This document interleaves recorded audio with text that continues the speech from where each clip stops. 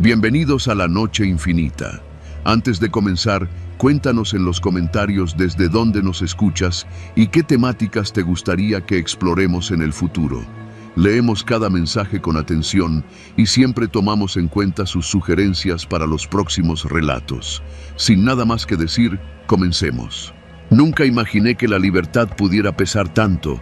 Antes de llegar aquí, la vida era difícil, sí, pero cada día traía la promesa de la rutina, de calles que uno podía recorrer y mercados donde regatear por 1 kilo de jitomate. Ahora, cada centímetro de esta celda de 2 por 3 metros me recordaba que todo eso se había ido.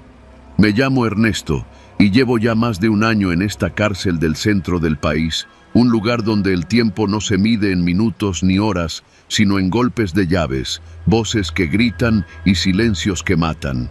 El amanecer aquí no es como afuera. No hay cantos de pájaros, no hay olor a pan recién hecho de la esquina.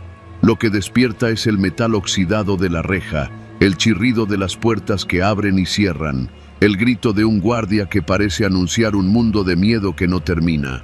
Me levanto de la litera, que comparte espacio con otro recluso llamado Luis, un tipo corpulento que ronca como si estuviera intentando ahogar los recuerdos de su vida afuera. Sus respiraciones profundas me despiertan antes que el timbre de la celda, y por un segundo deseo estar solo, pero sé que la soledad aquí no existe. El baño colectivo es un ritual de tensión. Todos esperan su turno, y cualquier error, cualquier mirada equivocada, puede desencadenar un conflicto. Las duchas no funcionan siempre. El agua cae fría, golpeando la piel como una bofetada. Hoy, al pasar por el pasillo que conecta mi bloque con la zona de baños, siento un silencio pesado. Nadie habla, nadie se mueve. Pero los ojos de los demás reclusos me siguen, como si mi presencia fuera un desafío. Aprendes rápido que mirar directamente a alguien puede ser peligroso, que el respeto aquí no se pide, se teme. El comedor es otro mundo de reglas invisibles. Se forma un caos controlado. Todos sabemos qué filas debemos respetar, a quién evitar y quién puede convertir un plato de frijoles en un acto de violencia. Cuando entro, el olor a comida recalentada y desinfectante industrial se mezcla con el sudor y la desesperación. Hoy, los guardias están distraídos y eso siempre significa que cualquier disputa puede estallar. Me siento en una mesa vacía, la mirada baja, escuchando el murmullo constante, el tintineo de cucharas sobre el metal. A mi lado, un tipo llamado Roberto no deja de observar a otro grupo y percibo la tensión en sus hombros. Aquí, incluso comer puede convertirse en un acto de supervivencia. Las visitas son un oasis y una condena al mismo tiempo. Cuando mi hermana vino la última vez, me trajo una bolsa con comida, una carta, un poco de aire fresco traído desde afuera. Pero incluso esos minutos se sienten como una prueba. Hablar sin ofender, reír sin mostrar miedo, mantener la calma mientras los guardias observan y anotan todo. Al final de la visita, mientras la veo irse, siento una punzada que se clava en el pecho. La puerta de reja se cierra detrás de ella y el silencio vuelve, más pesado que antes. Por la tarde, cuando los rayos del sol apenas logran colarse por las ventanas altas y pequeñas, las sombras se alargan en los pasillos. Algunos reclusos intentan dormir, otros escriben cartas que quizá nunca llegarán. Yo camino despacio, haciendo rondas ficticias dentro de mi bloque, observando los rincones donde pueden esconderse problemas. Un cuchillo hecho de una lima, un cigarro de marihuana envuelto en papel, un ojo que te sigue. Cada paso es un cálculo, cada respiración, un acto de precaución. He aprendido que la paranoia no es locura aquí, es supervivencia. La noche llega con la misma lentitud que el dolor. Las luces parpadean, el sonido metálico de las cerraduras resuena por los pasillos. La celda se convierte en un pozo y la oscuridad es más que ausencia de luz. Es presión, es recuerdo de todo lo que se perdió. A veces escucho a Luis murmurar en sueños, nombres, lugares, o tal vez planes que jamás se cumplirán. Me acuesto en mi litera, los ojos abiertos, escuchando los ecos de la noche, preguntándome quién sobrevivirá hasta mañana y cómo el mundo afuera sigue girando mientras nosotros estamos atrapados en esta cápsula de miedo y rutina. El miedo aquí no viene de fantasmas ni de historias. Viene de los hombres, de los guardias, de la estructura misma que te recuerda que dependes de otros para respirar, comer y moverte. Cada sonido es una amenaza potencial, cada sombra un desafío. Aprendes a vivir sin confianza, a desconfiar de todos, incluso de ti mismo. Pero también aprendes a sobrevivir. Cada día que pasa, cada noche que soportas, es una victoria silenciosa. Y al final, cuando escucho la llave de la celda girar para iniciar un nuevo día, sé que lo que más importa es no perder la cabeza, no dejar que el miedo te devore antes que los barrotes.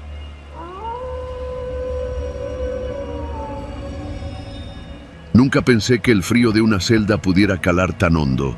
La primera vez que me enviaron a la celda de castigo en el penal de alta seguridad del estado de Puebla, creí que era una exageración de los guardias. Un par de horas y listo, no más para que te calmes. Pero cuando la puerta se cerró tras de mí, el mundo quedó reducido a un rectángulo de cemento, sin ventilación, sin luz y con un olor a humedad que parecía haber estado allí desde la fundación del penal. La temperatura bajó instantáneamente y con ella mi sensación de seguridad se evaporó. Al principio traté de sentarme en el frío piso de cemento, cruzando los brazos sobre las rodillas, intentando organizar mis pensamientos. El eco de mis respiraciones era lo único que llenaba la celda. Cualquier sonido más fuerte parecía multiplicarse, rebotando en las paredes desnudas. Intenté recordar cuánto tiempo llevaba allí. Los relojes no existen en una celda así, y la idea del paso del tiempo se volvió irrelevante. Solo existía yo y la opresión. Después de un rato, que no puedo precisar si fueron minutos o horas, empecé a notar los detalles que al principio pasé por alto. La humedad estaba en todas partes, goteando en rincones que mis ojos apenas podían distinguir en la penumbra. Sentí que el aire se volvía cada vez más denso, cada inhalación era un esfuerzo que me dejaba mareado. Mis pulmones ardían y una tos seca me recorrió como un latigazo. Intenté respirar despacio, contando mentalmente, pero la sensación de asfixia no cedía. De repente, escuché un rasguido, apenas audible, pero suficiente para erizarme. Provenía de la pared opuesta a la puerta.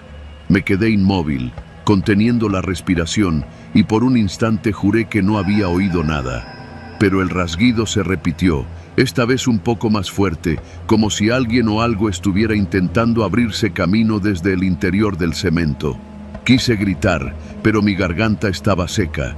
Solo podía escuchar mi corazón golpeando en mis oídos. Me levanté, tambaleante, recorriendo con las manos la pared. El frío era tan intenso que mis dedos se entumecían al contacto con el cemento húmedo. La oscuridad era absoluta. La celda no tenía ventanas, ni siquiera una rendija por donde la luz pudiera filtrarse.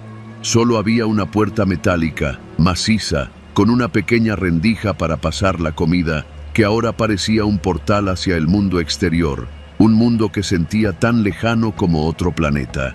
El tiempo se volvió una idea difusa. Cada segundo parecía eternidad, y cada eternidad parecía un castigo en sí misma. Intenté recordar algo del exterior, algún sonido normal, el viento en los árboles, el tráfico en la carretera cercana, la voz de mi madre diciéndome algo trivial que nunca imaginé que extrañaría tanto. Pero esos recuerdos parecían burbujas frágiles en medio de la presión de la celda. Se desvanecían antes de poder agarrarlos. De repente, escuché otro sonido. Esta vez no era un rasguido, sino un golpe seco. Provenía del techo, o al menos eso parecía. Salté hacia la esquina, temblando, incapaz de distinguir si alguien estaba ahí o si mi mente me estaba jugando una mala pasada. Mis manos temblaban, mis rodillas cedían bajo mi peso. Cada golpe era seguido de un silencio absoluto que me hacía contener la respiración, esperando el siguiente. Intenté calmarme, recordando los consejos de meditación que había escuchado una vez en el patio. Inhalar profundo, exhalar lento. Pero la celda parecía tragarse todo intento de control. Cada respiración era un recordatorio de que estaba completamente solo, atrapado, vulnerable. Y lo peor no era el frío ni la oscuridad, era la sensación de que el tiempo se había detenido y con él mi capacidad de escapar. Me senté nuevamente en el piso, encogido, tratando de resistir la ansiedad que comenzaba a crecer como un animal dentro de mí. Cerré los ojos y traté de escuchar algo familiar, cualquier sonido que pudiera anclarme a la realidad. Pero todo lo que había era silencio y el eco de mis propios pensamientos, que ahora parecían jugar conmigo. Imaginaba sombras que se movían, voces que susurraban mi nombre desde lugares donde no podía haber nadie. El hambre y la sed comenzaron a apoderarse de mí, aunque no era lo peor. La desesperación era más intensa que cualquier dolor físico. Cada vez que escuchaba un golpe, un rasguido o el crujido del metal, sentía que algo invisible se acercaba. Comencé a golpear la pared con los nudillos, tratando de hacer que el sonido me devolviera la sensación de control. Pero la celda solo respondía con su indiferente eco, burlándose de mis esfuerzos. Luego, el peor momento, la sensación de que el aire se acababa. Mis pulmones pedían oxígeno, mi cabeza giraba y el pánico me hizo arrastrarme hacia la puerta. Tocaba el metal con ambas manos, golpeándolo, gritando, suplicando, pero nadie respondía. La rendija era demasiado pequeña para mi desesperación y la celda demasiado grande para mis brazos débiles. Cada segundo que pasaba sentía que mi cuerpo se rendía antes que mi mente. Y entonces escuché pasos. Fuera de la celda, pasos que no eran rítmicos ni ordenados, sino pesados, deliberados, acercándose. Una voz grave, apenas audible, susurró desde el otro lado de la puerta. «Hora de salir». Sentí una mezcla de alivio y terror. Mi corazón latía tan fuerte que temí que la puerta cediera ante la presión de mis propias palpitaciones. La cerradura giró y la puerta se abrió. El aire fresco me golpeó, me envolvió como un abrazo violento y necesario. Salí tambaleante, temblando, con la respiración entrecortada. Los guardias me miraban, no con sorpresa ni lástima, sino con indiferencia profesional. Me ayudaron a ponerme de pie y me llevaron a la luz, a la ventilación, a un espacio donde los sonidos y olores eran normales, donde la temperatura no era un enemigo. Me senté en un banco, temblando y exhausto, sintiendo cada músculo de mi cuerpo protestar.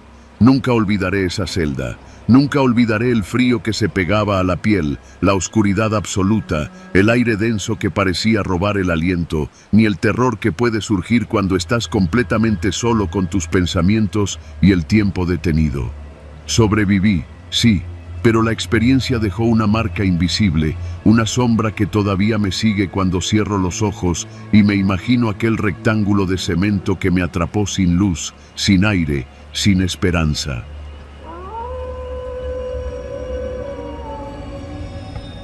Nunca había experimentado un miedo tan intenso como el que me atrapó aquella noche en la cárcel de máxima seguridad del estado de Puebla. Mi nombre es Rodrigo y había aceptado un trabajo temporal como vigilante nocturno tras la renuncia de uno de los guardias.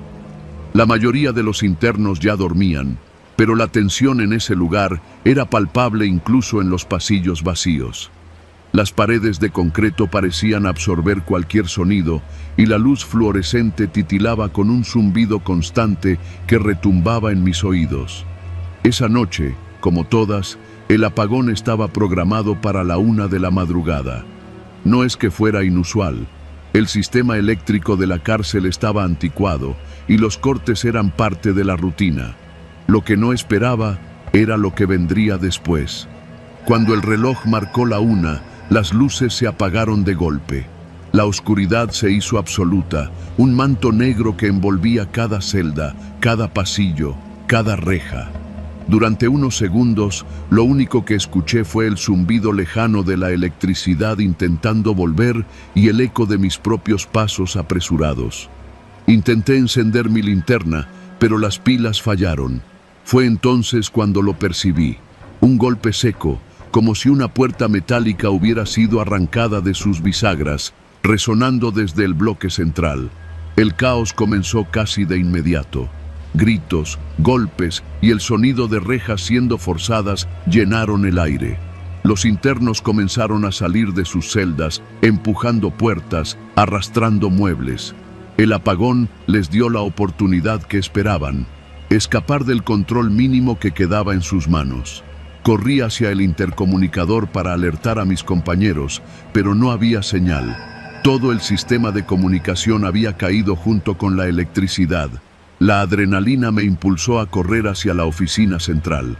Desde allí podía ver el patio de los presos gracias a las cámaras de emergencia que parpadeaban con luz intermitente.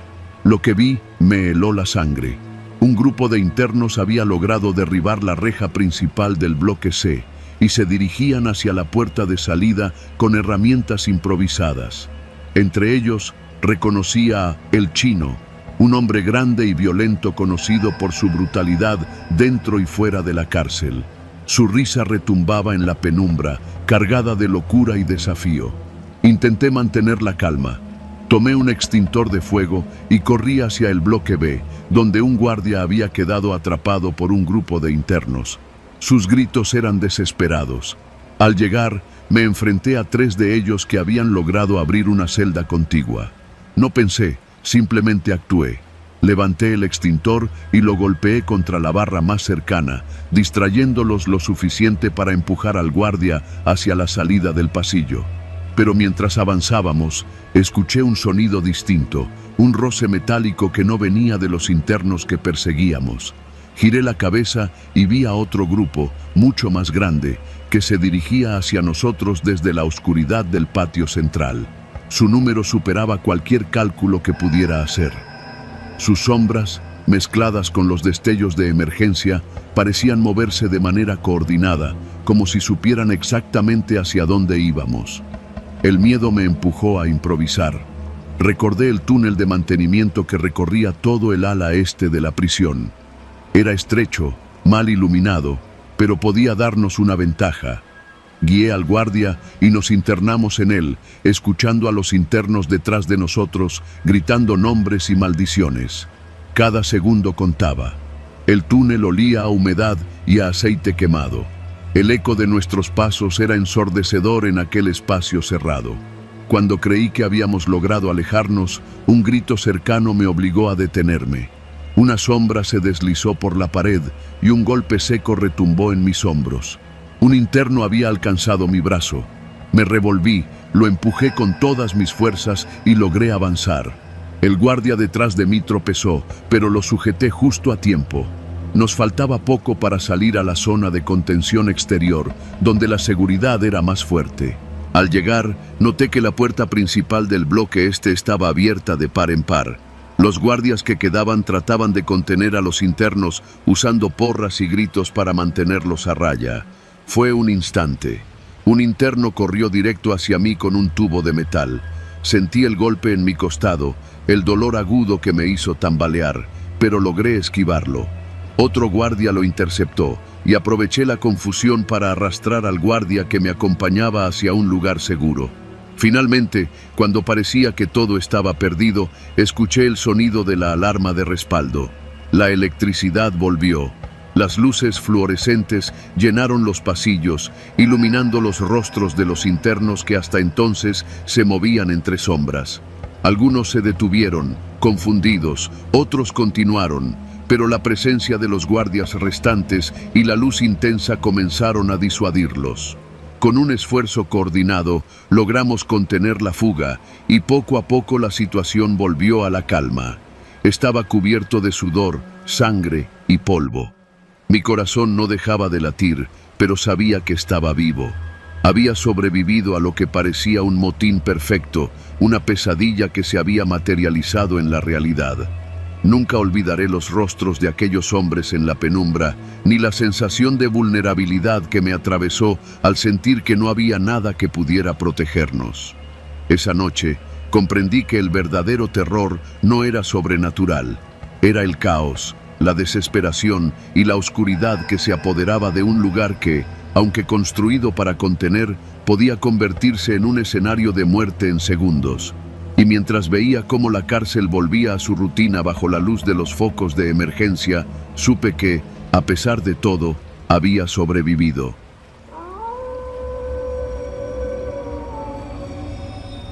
No sé bien por qué terminé en esa celda. Supongo que todo se resume a malas decisiones y a no tener suerte, aunque en mi caso, ambas cosas parecían haberse confabulado. Cuando me asignaron la celda, ya estaba ocupada por un tipo que todos los demás llamaban el Cuervo. Nadie decía mucho de él, excepto que tenía fama de traicionero, de hablar cuando no debía, de hacer favores solo si encontraba beneficio y de desaparecer con información que no le pertenecía. No me importó al principio. Después de todo, una celda es una celda, y pensé que mientras me mantuviera en silencio, todo estaría bien. Los primeros días pasaron sin incidentes, salvo por la mirada constante que me lanzaba cada vez que abría la boca. Sus ojos, pequeños y oscuros, parecían medir cada palabra, cada respiración. A veces me sorprendía notando cómo inclinaba la cabeza de manera casi imperceptible cada vez que alguien más hablaba en el patio, como si tratara de registrar cada fragmento de conversación para usarlo en mi contra más adelante.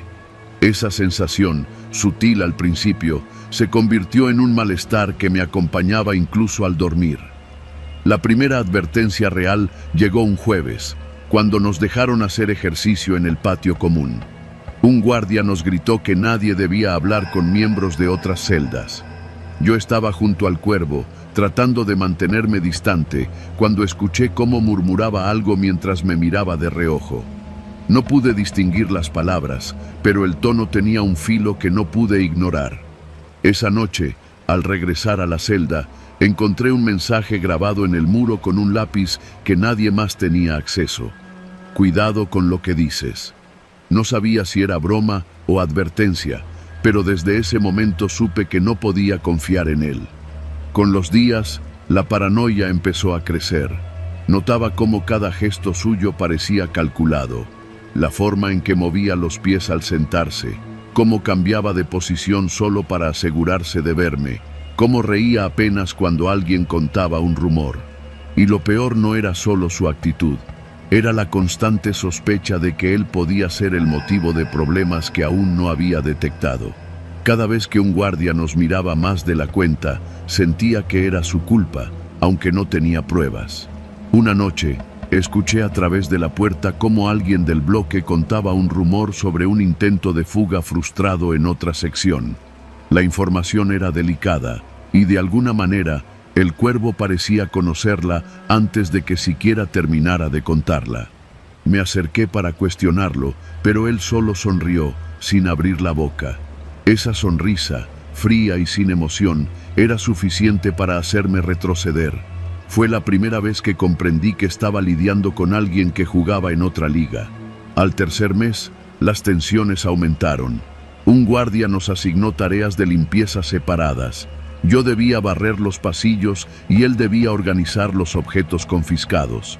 Mientras trabajábamos, noté que mi compañero desaparecía en los rincones más oscuros, y cuando regresaba, había pequeños cambios en las cosas. Un lápiz que no estaba antes, un papel doblado de manera diferente, los objetos ligeramente movidos.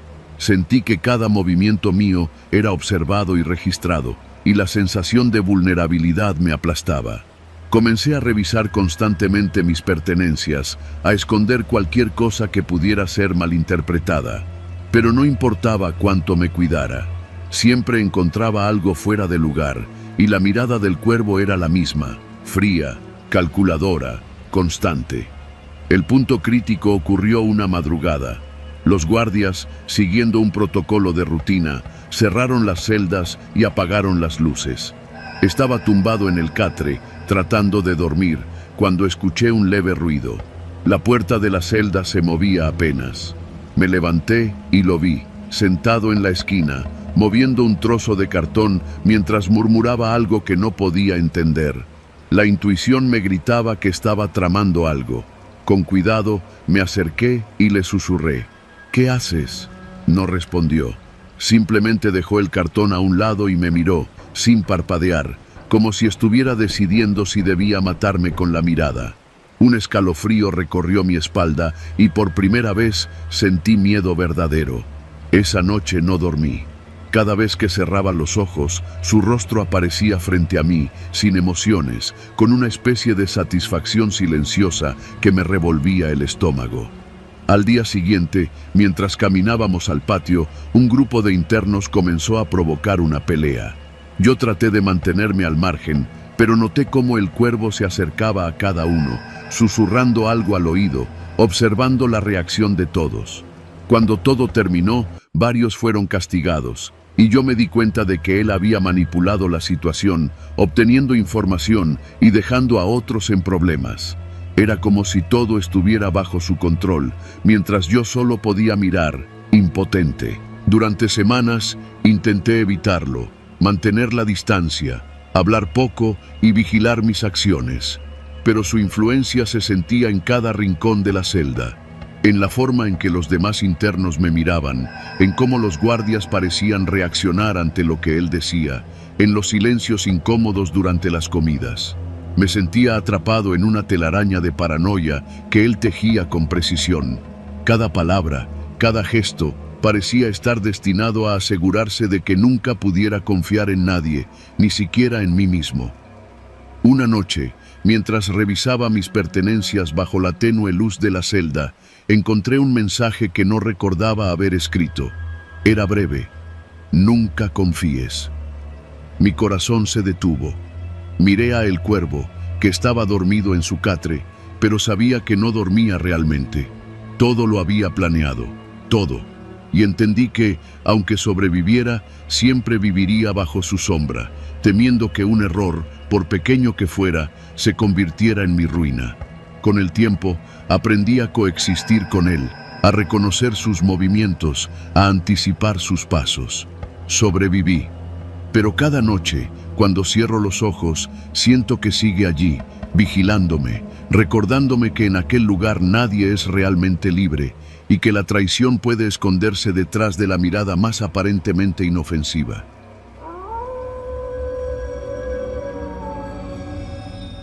Nunca pensé que un trabajo como guardia en la prisión estatal de Oaxaca me dejaría marcado para siempre. Entré a esa cárcel con la idea de ganarme la vida sin hacer olas, pero rápidamente aprendí que en ese lugar la ley de afuera no valía nada y la justicia interna se medía en dinero y miedo. Los internos lo sabían y los nuevos aprendices, como yo, éramos enseñados por el método más brutal: observar y callar. Mi primer mes fue solo limpieza y rondas, observando cómo los reclusos caminaban con las miradas bajas y cómo los guardias veteranos pasaban junto a ellos con sonrisas torcidas. Lo primero que noté fue la rutina del pase de cuota. Cada mes, los internos con recursos o familiares capaces de enviar dinero debían pagar una cantidad a ciertos guardias. Si no lo hacían, las consecuencias eran visibles: celdas más pequeñas, visitas canceladas, trabajos extra forzados. Al principio no me involucré, me limitaba a mirar desde lejos, ignorando los murmullos que corrían por los pasillos como serpientes. Pero pronto me tocó atender la Torre Sur. Allí, los reclusos más problemáticos y los que no podían pagar estaban amontonados en celdas diminutas. La primera noche que hice la ronda, escuché gritos apagados y golpes que resonaban por los corredores de concreto. No eran casuales. Un guardia experimentado, a quien todos llamaban el Chato, se paseaba con su linterna y un látigo corto, haciendo que los internos se arrodillaran para entregarle dinero que muchas veces ni tenían. Aquí se aprende rápido o se aprende de golpe, murmuraba mientras levantaba el látigo sobre un hombre que apenas podía sostenerse en pie. Un día, mientras revisaba la documentación de los internos, llegó un paquete de un familiar de uno de los presos: comida, ropa y algo de dinero escondido entre los billetes. Lo entregué al interno y, como esperaba, apareció el Chato. «Ese paquete no se entrega completo, chico», dijo con voz baja y cargada de amenaza. «Hay que descontar mi parte. Tú ya sabes cómo funciona». Asentí, con la garganta seca. La parte que nos correspondía era suficiente para que el interno pudiera pasar el mes sin sufrir castigos mayores. Lo miré mientras aceptaba los billetes con manos temblorosas. Ese fue el punto en que entendí que nadie era inocente allí, ni siquiera yo. Aprendí a mirar hacia otro lado mientras los reclusos recibían palizas por deudas impagas y a sonreír cuando recibía mi pago mensual por mantener la puerta cerrada en el momento exacto. Con el tiempo, los hechos se hicieron más macabros. La Torre Sur tenía un submundo, corredores donde los guardias cobraban cuotas directamente, zonas oscuras donde los internos eran forzados a trabajar en reparaciones o limpieza bajo amenaza de castigos. Una noche, mientras hacía la ronda, escuché un grito distinto, desgarrador, desesperado. Me acerqué al pasillo y vi a un guardia veterano sosteniendo a un interno contra la pared, exigiéndole información sobre un paquete que nunca llegó. Cada segundo que pasaba, el miedo se impregnaba en mí y aún así no podía apartar la mirada. Sabía que si intervenía, mi cuerpo sería el próximo ejemplo. Fue entonces cuando conocí a Javier, un joven recluso que no entendía por qué tenía que pagar por sobrevivir en la cárcel. Su madre había intentado enviarle algo de dinero, pero el chato ya lo había interceptado. Lo vi, noche tras noche, caminar por los pasillos con la cabeza gacha, ignorando mi mirada. Hasta que un día escuché su súplica. «Por favor, no me hagan daño, ya pagué mi parte», susurraba al aire, sabiendo que no habría oído compasión. Ese mismo día, los internos de la Torre Sur recibieron un aviso brutal. Aquellos que no habían colaborado serían encerrados en celdas de aislamiento, sin comida suficiente, ni agua, ni luz. La orden era directa de la administración, pero todos sabíamos que la causa real era que algunos guardias querían mostrar quién mandaba. Recuerdo una madrugada en particular. La tormenta rugía afuera, el viento hacía crujir las rejas y los techos metálicos. Estaba revisando la Torre Sur cuando vi a un grupo de internos intentando esconder dinero y comida. El chato apareció de repente y sus pasos resonaban como martillos. Uno de ellos cayó al suelo y lo escuché suplicar mientras los otros lloraban en silencio. No pude moverme. Sabía que cualquier intervención sería la última. Aquel fue el momento que me cambió. Comprendí que la corrupción allí no era un mal menor, sino una enfermedad que devoraba a todos, y yo estaba empezando a formar parte de ella. El miedo me hacía cómplice, pero la conciencia me torturaba. Cada centavo que pasaba por mis manos tenía la sangre de alguien detrás. Finalmente, llegó el día en que decidí que no podía seguir así. Había aprendido todos los rincones, las rutinas, los horarios de los guardias y cómo se movían por los pasillos. Esa noche, esperé hasta que el chato y los otros veteranos se retiraron a la sala de vigilancia. Con el corazón latiendo a 1000 por hora, caminé hacia la oficina administrativa, donde guardaban los registros y las llaves de las celdas. Tomé fotos y documentos, todo lo que pudiera servir como evidencia de las extorsiones y abusos. La adrenalina me recorría mientras escuchaba los pasos y las voces lejanas de los internos, sabiendo que si me descubrían, sería mi fin. Logré salir de la cárcel antes de que alguien notara mi presencia. Dejé los archivos en manos de un periodista y alerté a las autoridades estatales. El miedo no me abandonó nunca, y las noches de tormenta me recuerdan la Torre Sur y las caras de aquellos que sufrieron injustamente. Pero al menos sobreviví, y aunque mi conciencia está marcada, sé que hice lo que debía para que la corrupción tuviera una oportunidad de ser expuesta. Nunca volveré a mirar una cárcel sin recordar el peso del silencio, del miedo y de la complicidad, y cómo un solo acto de valentía puede cambiar la vida de muchos, aunque deje cicatrices profundas en quien decide actuar.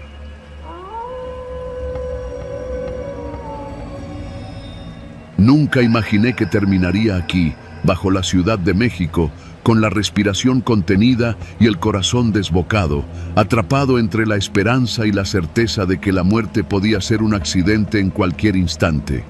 La cárcel había sido dura, pero mis compañeros me advirtieron que lo peor no era el encierro, era el silencio, la soledad y la estructura de hormigón que parecía tragarse los ecos de los gritos.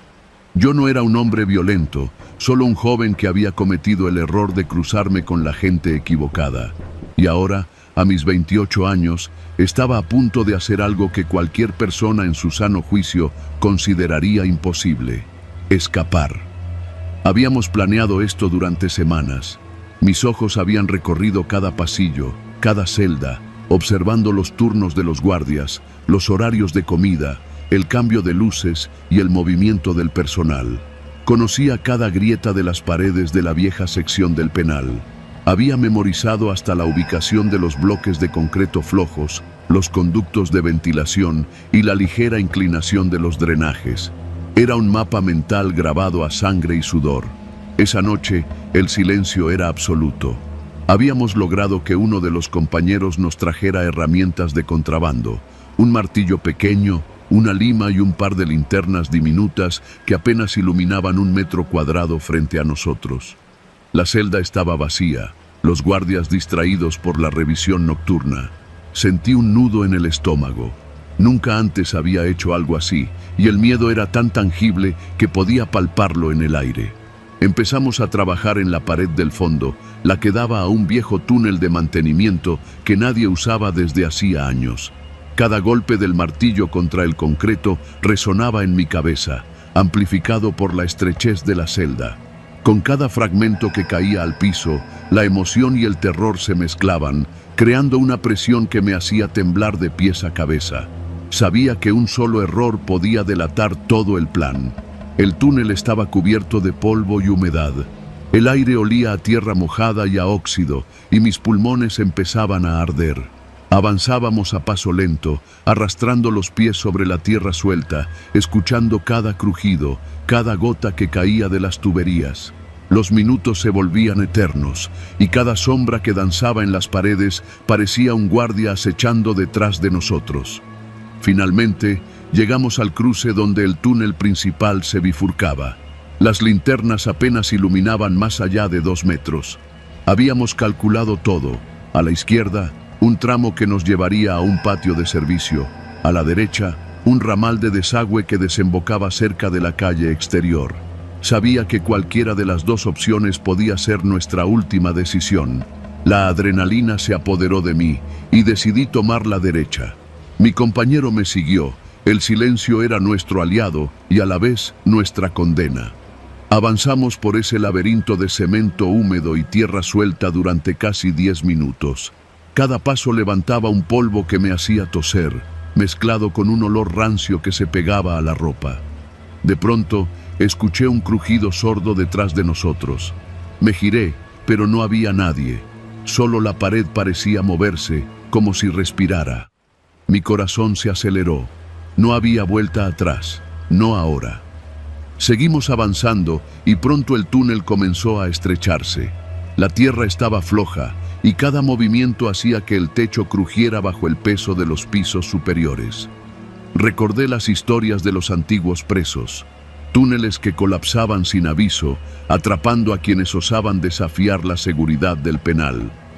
Mi garganta se cerró y un sudor frío recorrió mi espalda. Intenté mantener la calma, pero la respiración se me cortaba en jadeos cortos y secos. Entonces sucedió. Un estruendo, como si toda la tierra del mundo hubiera caído sobre nosotros. Una sección del túnel cedió y una lluvia de polvo y piedras cayó, enterrando parcialmente nuestros pies. Mi compañero gritó y un bloque de concreto golpeó su hombro, dejándolo con un corte profundo y sangrante. Intenté ayudarlo, pero el túnel se estaba cerrando más rápido de lo que podíamos reaccionar. El pánico nos envolvió.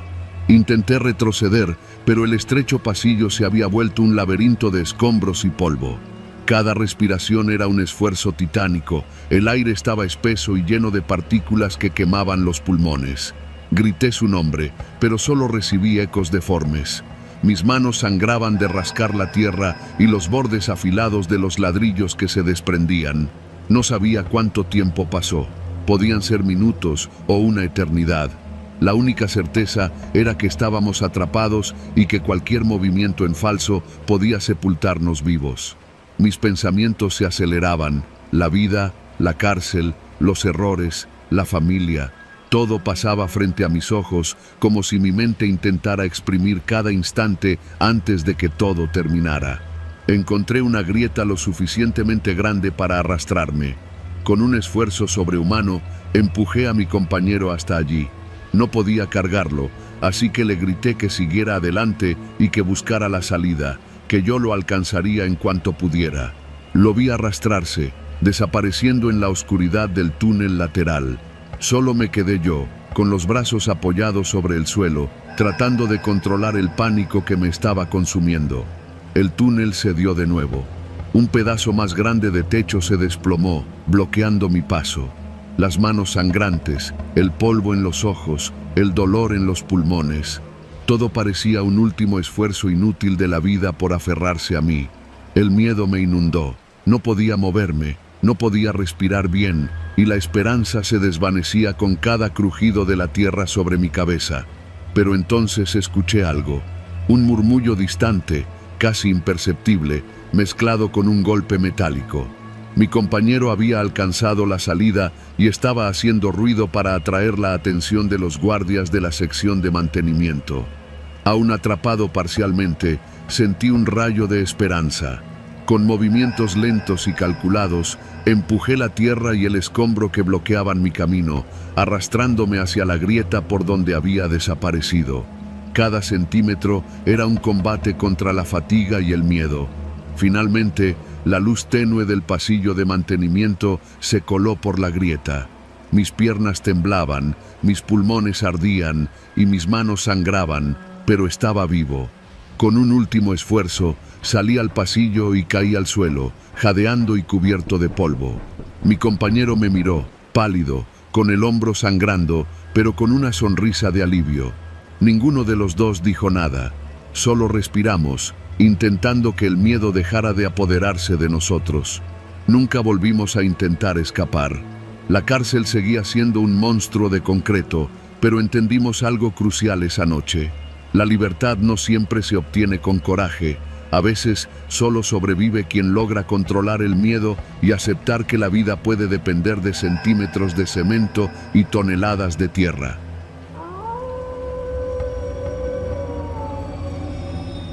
Nunca me imaginé que terminaría dentro de una celda. Trabajo como personal de limpieza en un penal del Estado de México, un lugar viejo, de esos que parecen haberse olvidado del tiempo.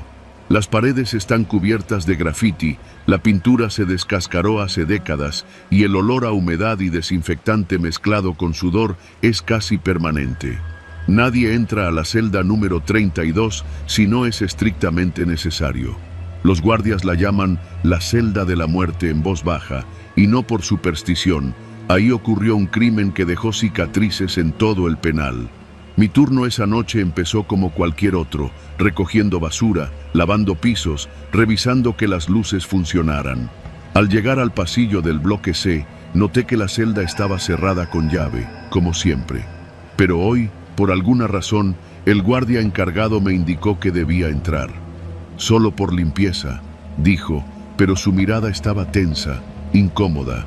Sus dedos tamborileaban contra las llaves mientras pronunciaba esas palabras, como si quisiera alejarme antes de que entrara. Abrí la puerta con cuidado. El aire que salió fue frío, denso, cargado de algo indefinible, como si la celda respirara todavía después de todo lo que pasó ahí. El piso estaba pegajoso, restos secos de sangre y líquido corporal mezclados con polvo. Las paredes tenían manchas que nunca se habían limpiado del todo, marcas de desesperación, golpes y lo que me hizo estremecer, garabatos escritos con uñas o algo más, palabras apenas legibles que decían cosas como «no me dejes» y «está aquí». Encendí mi linterna. El haz de luz apenas iluminaba los barrotes y el estrecho espacio. No era grande, una cama rota, un sanitario corroído y un pequeño lavabo. Todo estaba sucio, abandonado, pero había algo en el aire que me hacía retroceder, aunque sabía que debía entrar. Los ruidos del penal eran constantes, llaves que caen, voces apagadas, pasos que se arrastran por los pasillos, pero adentro de la celda, el silencio era absoluto. No había eco, ni respiración, ni siquiera los insectos que suelen colarse. Solo el peso del lugar. Comencé a limpiar. Mi mano temblaba al pasar el trapo por la cama rota. La sangre seca crujía bajo mis dedos. No pude evitar imaginar lo que había sucedido ahí. Gritos, forcejeos, un hombre contra otro, y la muerte llegando sin aviso. La leyenda decía que el preso había atacado a su compañero con una ferocidad que nadie podía contener. Los guardias que encontraron la escena estaban pálidos, incapaces de hablar. Nunca se volvió a asignar celda para ocupación en ese espacio. Simplemente quedó cerrada, un recordatorio silencioso del horror.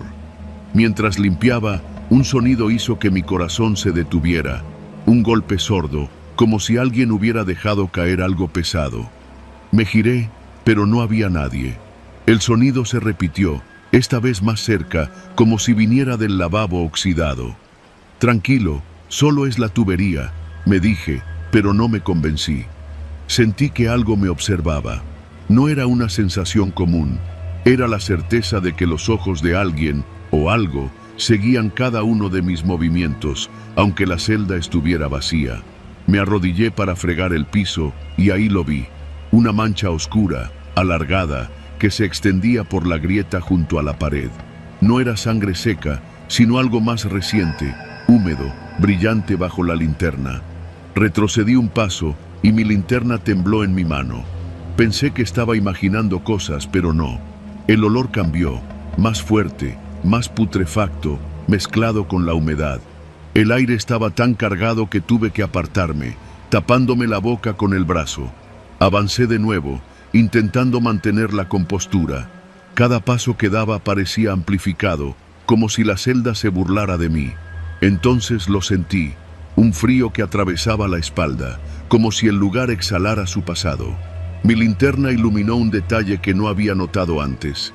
Garabatos nuevos, frescos, apenas visibles, escritos con un líquido oscuro. No eran palabras, sino símbolos, como arañazos desesperados. Y entonces lo entendí. Alguien había estado ahí después de todo este tiempo. Alguien que no debía estar. El sonido volvió, más claro, un golpeteo rítmico contra la pared, cada vez más cerca de mí. Intenté moverme, pero mis pies parecían clavados.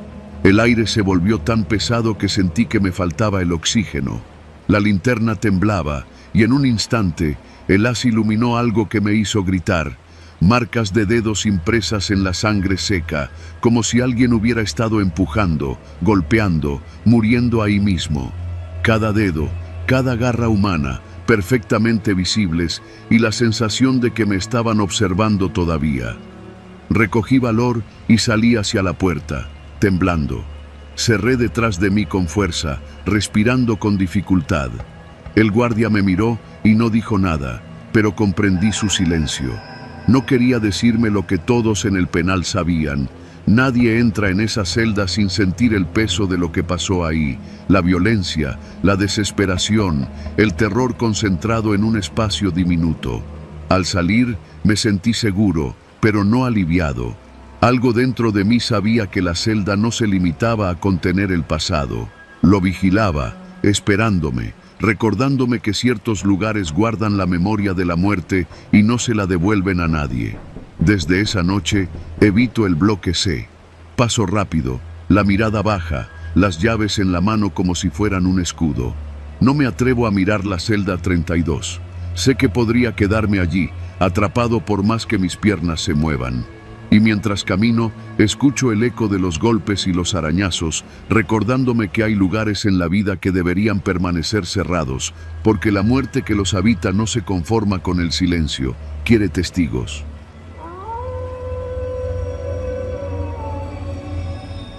Nunca imaginé que acabaría en un lugar así.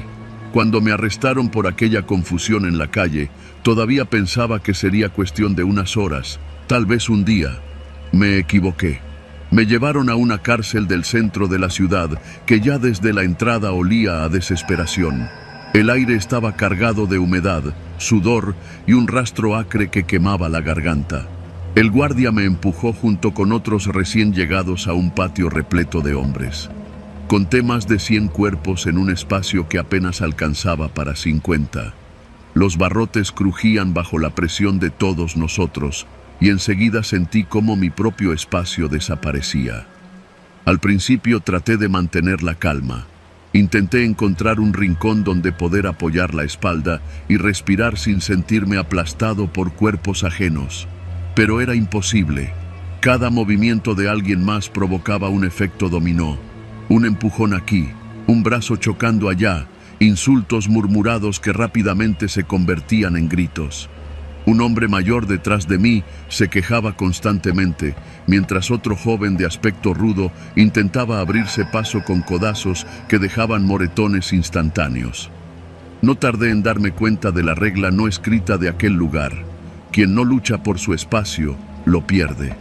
Me obligué a moverme, a empujar sutilmente a quien se acercaba demasiado, a proteger un poco de aire para mis pulmones. Una pelea estalló a pocos metros de mí, no por odio, sino por desesperación. Dos hombres se estaban golpeando con todo lo que tenían, puños, codazos, incluso los barrotes del patio como arma improvisada. Nadie intervino. Cada uno estaba demasiado ocupado sobreviviendo como para ayudar a otro. Los guardias pasaban de vez en cuando, solo para gritar órdenes que nadie podía escuchar o entender. No tenían forma de controlar la masa de cuerpos y se veían más molestos por los gritos que por la violencia en sí. Aprendí rápido.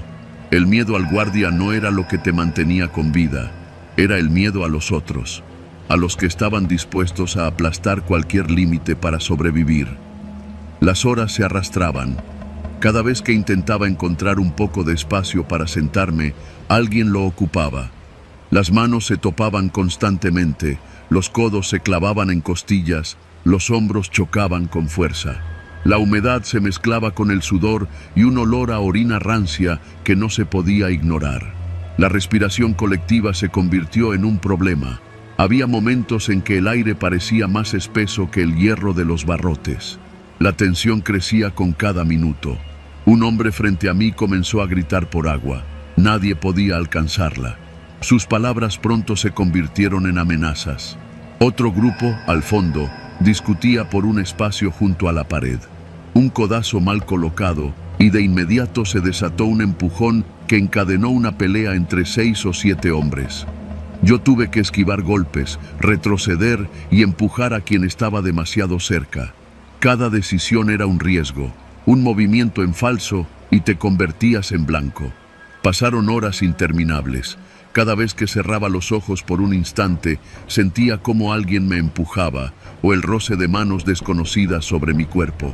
No había privacidad, no había descanso, ni siquiera un lugar para pensar. El hacinamiento convertía a todos en animales. Los murmullos se volvían gritos, los empujones se volvían golpes, y la violencia no era una elección, sino un instinto de supervivencia. Intenté encontrar aliados. 2 hombres más jóvenes parecían entender la necesidad de un espacio compartido.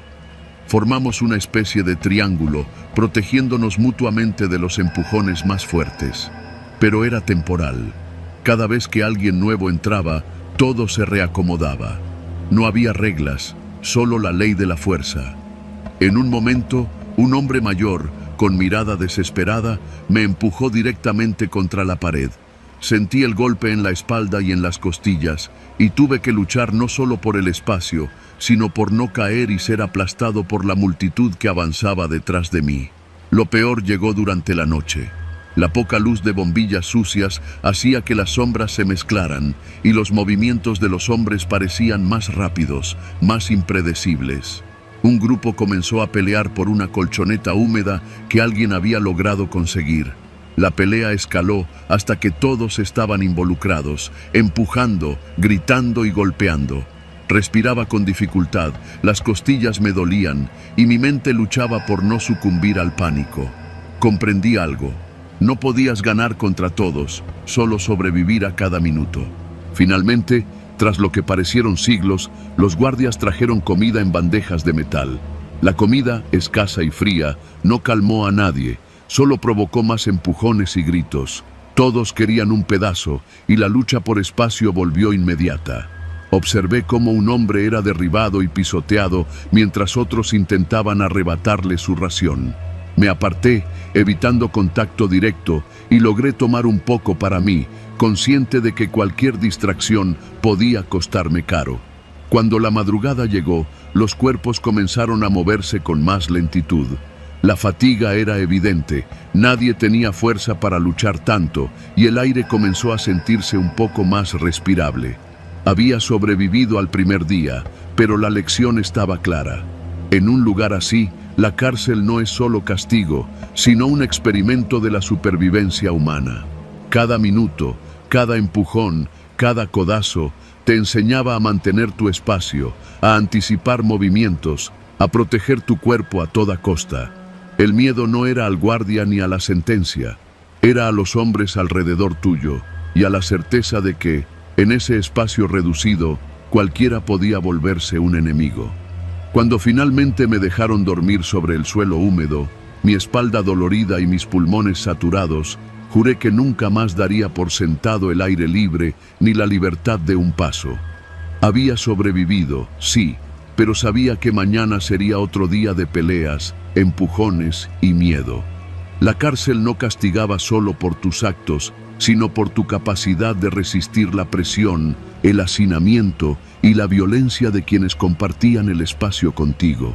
Y sobreviví.